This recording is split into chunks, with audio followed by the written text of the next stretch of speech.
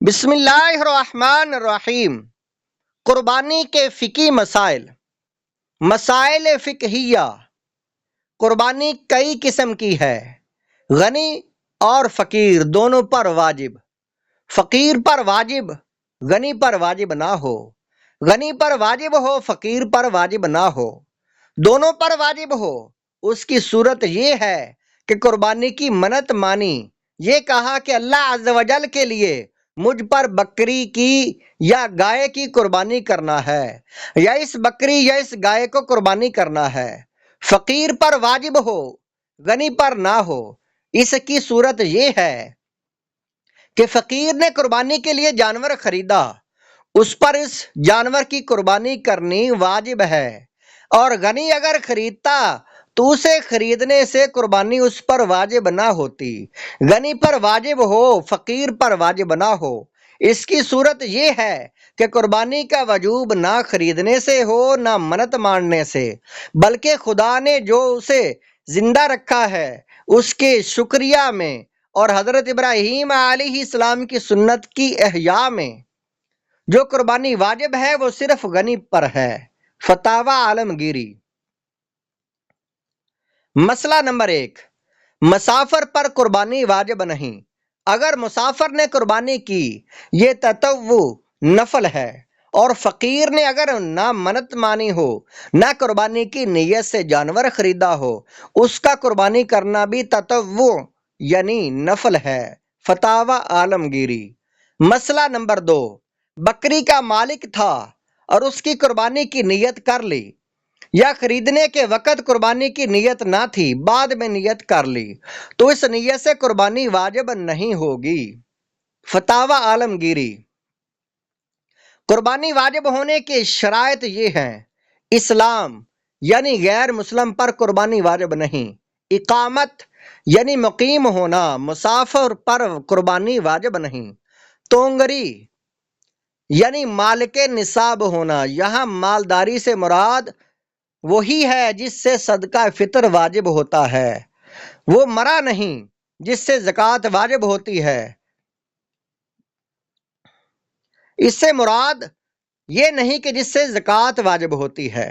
حریت یعنی آزاد ہونا، جو آزادانہ ہو اس پر قربانی واجب نہیں، کہ غلام کے پاس مال ہی نہیں، لہذا عبادت مالیہ اس پر واجب نہیں۔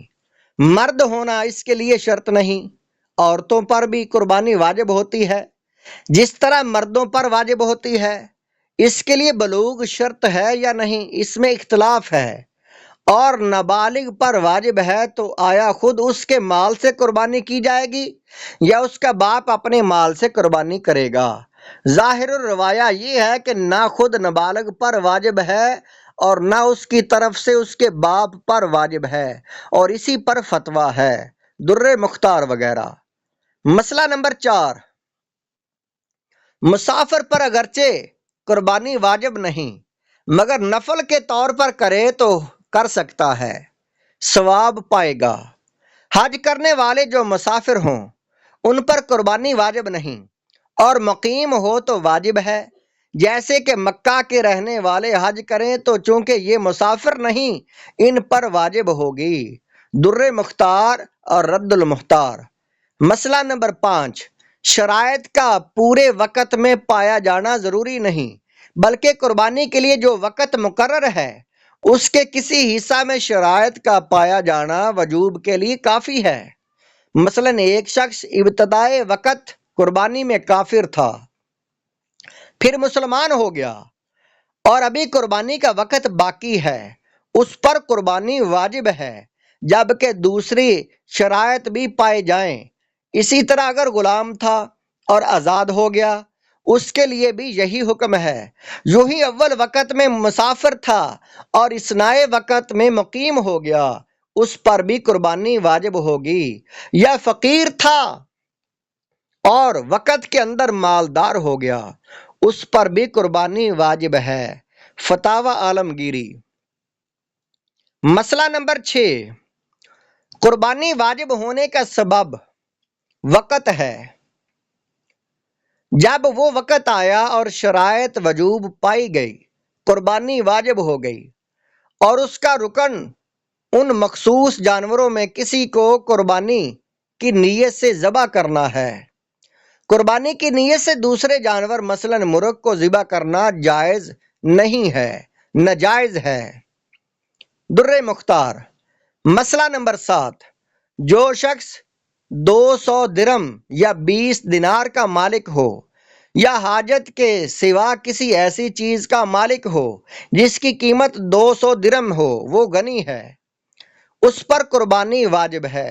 حاجت سے مراد رہنے کا مکان اور خانہ داری کے سامان جن کی حاجت ہو، اور سواری کا جانور اور خادم اور پہننے کے کپڑے، ان کے سوا جو چیزیں ہوں وہ حاجت سے زائد ہیں۔ فتاوی عالمگیری وغیرہ۔ مسئلہ نمبر 8، اس شخص پر دین ہے یعنی قرض، اور اس کے اموال سے دین کی مقدار مجرا کی جائے یعنی قرض علیحدہ کیا جائے تو نصاب نہیں باقی رہتی، اس پر قربانی واجب نہیں۔ اور اگر اس کا مال یہاں موجود نہیں اور ایام قربانی گزرنے کے بعد وہ مال اسے وصول ہوگا تو قربانی واجب نہیں۔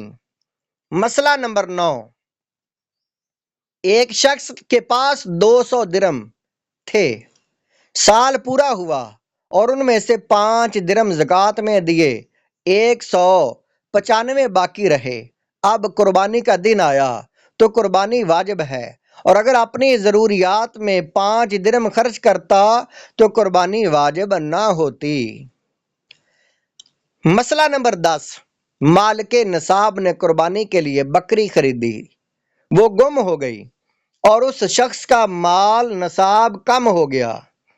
اب قربانی کا دن آیا تو اس پر یہ ضروری نہیں کہ دوسرا جانور خرید کر قربانی کرے، اور اگر وہ بکری قربانی ہی کے دنوں میں مل گئی اور یہ شخص ابھی مالک نصاب نہیں ہے تو اس پر بکری کی قربانی واجب نہیں ہے۔ مسئلہ نمبر 11، عورت کا مہر شوہر کے ذمہ باقی ہے اور شوہر مالدار ہے تو اس مہر کی وجہ سے عورت کو مالک نصاب نہیں مانا جائے گا، اگرچہ مہر معجل ہو، اور اگر عورت کے پاس اس کے سوا بقدر نصاب مال نہیں ہے تو عورت پر قربانی واجب نہیں ہو گئی۔ فتاوی عالمگیری۔ مسئلہ نمبر 12، کسی کے پاس 200 درم کی قیمت کا مصحف شریف قرآن مجید ہے، اگر وہ اسے دیکھ کر اچھی طرح تلاوت کر سکتا ہے تو اس پر قربانی واجب نہیں، چاہے اس میں تلاوت کرتا ہو یا نہ کرتا ہو، اور اگر اچھی طرح اسے دیکھ کر تلاوت نہ کر سکتا ہو تو واجب ہے۔ کتابوں کا بھی یہی حکم ہے کہ اس کے کام کی ہے تو قربانی واجب نہیں ورنہ ہے۔ مسئلہ نمبر 13، ایک مکان جاڑے کے لیے اور ایک گرمی کے لیے یہ حاجت میں داخل ہیں، ان کے علاوہ اس کے پاس تیسرا مکان ہو جو حاجت سے زائد ہے، اگر یہ 200 درم کا ہے تو قربانی واجب ہے۔ اسی طرح گرمی جاڑے کے بچھونے حاجت میں داخل ہیں اور تیسرا بچھونا جو حاجت سے زائد ہے اس کا اعتبار ہوگا۔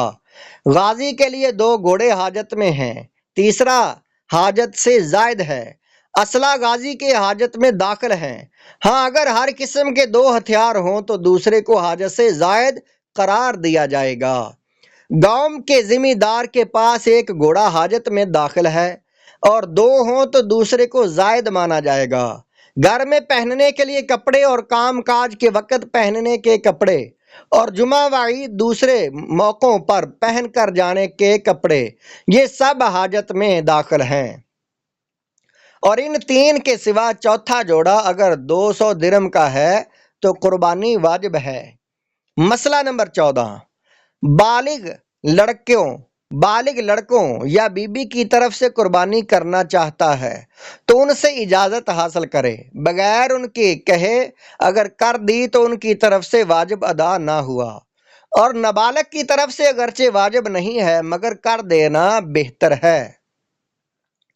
مسئلہ نمبر 15، قربانی کا حکم یہ ہے کہ اس کے ذمہ جو قربانی واجب ہے کر لینے سے بری ذمہ ہوگا، اور اچھی نیت سے کی یا ریا وغیرہ کی مداخلت نہیں تو اللہ عز و جل کے فضل سے امید ہے کہ آخرت میں اس کا ثواب ملے گا۔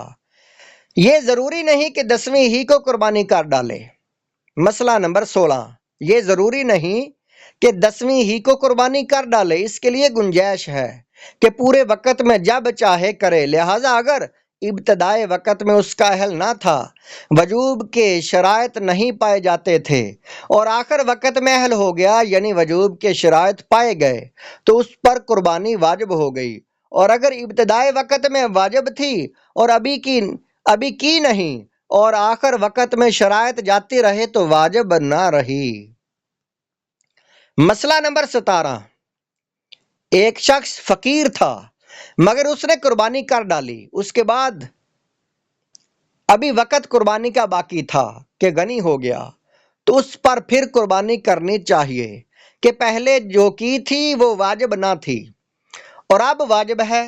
بعض علماء نے فرمایا کہ وہ پہلی قربانی کافی ہے، اور اگر باوجود مال کے نصاب ہونے کے اس نے قربانی نہ کی اور وقت ختم ہونے کے بعد فقیر ہو گیا تو اس پر بکری کا قیمت کا صدقہ کرنا واجب ہے، یعنی وقت گزرنے کے بعد قربانی ساقط نہیں ہوگی، اور اگر مال کے نصاب بغیر قربانی کیے ہوئے انہیں دنوں میں مر گیا تو اس کی قربانی ساقط ہو گئی۔ فتاوی عالمگیری اور در مختار۔ مسئلہ نمبر 18، قربانی کے وقت میں قربانی کرنا ہی لازم ہے، کوئی دوسری چیز اس کے قائم مقام نہیں ہو سکتی۔ مثلا بجائے قربانی اس نے بکری یا اس کی قیمت صدقہ کر دی، یہ ناکافی ہے، اس میں نیابت ہو سکتی ہے، یعنی خود کرنا ضروری نہیں بلکہ دوسرے کو اجازت دے دی اس نے قربانی دی، یہ ہو سکتا ہے۔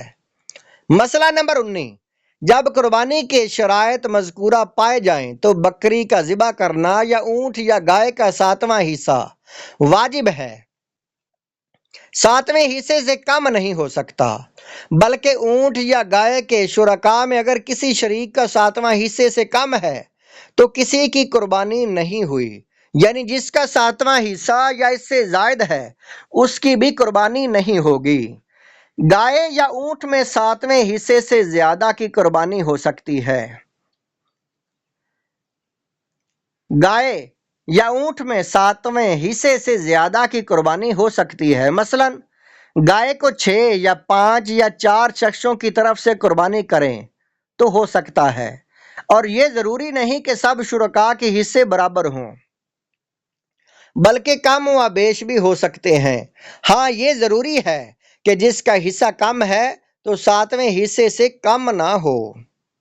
7 شخصوں نے 5 گایوں کی قربانی کی، یہ جائز ہے کہ ہر گائے میں ہر شخص کا 7واں حصہ ہوا، اور 8 شخصوں نے 5 یا 6 گایوں میں بحصہ مساوی شرکت کی، یہ ناجائز ہے کہ ہر گائے میں ہر ایک کا 7ویں حصے سے کم ہے۔ 7 بکریوں کی 7 شخصوں نے شریک ہو کر قربانی کی، یعنی ہر ایک کا ہر بکری میں 7واں حصہ ہے، استحساناً قربانی ہو جائے گی، یعنی ہر ایک کی ایک بکری پوری قرار دی جائے گی۔ یوں ہی 2 شخصوں نے 2 بکریوں میں شرکت کر کے قربانی کی تو بطور استحساناً یہ ایک قربانی ہو جائے گی۔ مسئلہ نمبر 21، شرکت میں گائے کی قربانی ہوئی تو ضرور ہے کہ گوشت وزن کر کے تقسیم کیا جائے، اندازہ سے تقسیم نہ ہو، کیونکہ ہو سکتا ہے کسی کو زائد یا کسی کو کم ملے، اور یہ ناجائز ہے۔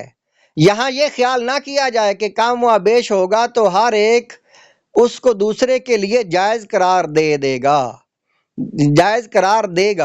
کہہ دے گا کہ اگر کسی کو زائد پہنچ گیا ہے تو معاف کیا، کہ یہاں عدم جواز حق شرع ہے اور ان کو اس کے معاف کرنے کا حق نہیں ہے۔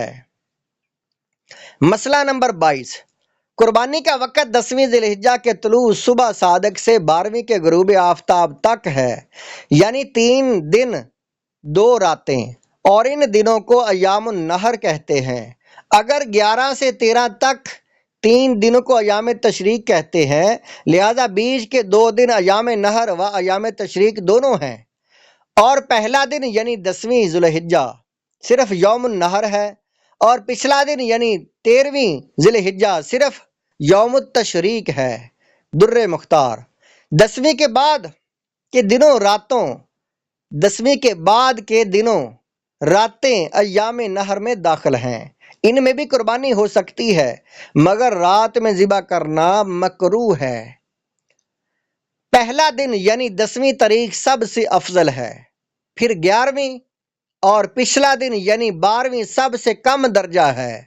اور اگر تاریخوں میں شک ہو یعنی 30 کا چاند مانا گیا ہے اور 29 کے ہونے کا بھی شبہ ہے، مثلا گمان تھا کہ 29 کا چاند ہوگا مگر ابر وغیرہ کی وجہ سے نہ دکھایا، شہادتیں گزری مگر کسی وجہ سے قبول نہ ہوئیں، ایسی حالت میں 10ویں کے متعلق یہ شبہ ہے کہ شاید آج 11ویں ہو، یا بہتر ہے کہ قربانی کو 12ویں تک مؤخر نہ کرے، یعنی 12ویں سے پہلے کر ڈالے، کیونکہ 12ویں کے متعلق 13ویں تاریخ ہونے کا شبہ ہوگا، تو یہ شبہ ہوگا کہ وقت سے بعد میں ہوئی، اور اس صورت میں اگر 12ویں کو قربانی کی جس کے متعلق 13ویں ہونے کا شبہ ہے تو بہتر یہ ہے کہ سارا گوشت صدقہ کر ڈالے، بلکہ ذبح کی ہوئی بکری اور زندہ بکری میں قیمت کا تفاوت ہو کہ زندہ کی قیمت کچھ زائد ہو تو اس زیادتی کو بھی صدقہ کر ڈالے گا۔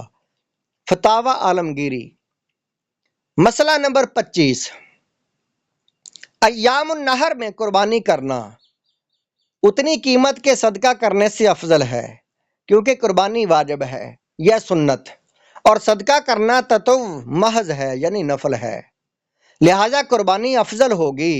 فتاوی عالمگیری، اور وجوب کی صورت میں بغیر قربانی کیے عہدہ برا نہیں ہو سکتا۔